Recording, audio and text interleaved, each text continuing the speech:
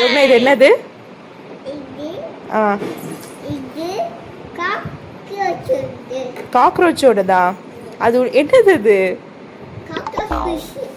Cockroach மிஷினா? என்னது? மூட்டை பச்சை கொள்ளும் நவீன மிஷின். சரி, அது உள்ள என்ன செய்யணும்?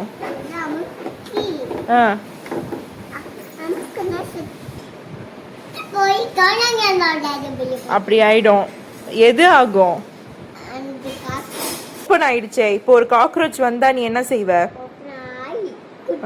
தேடி கண்டுபிடித்த மூட்டை பூச்சி உரலுக்குள் போடவும். போட்டாச்சு. எங்க போட்ட மாதிரி படி.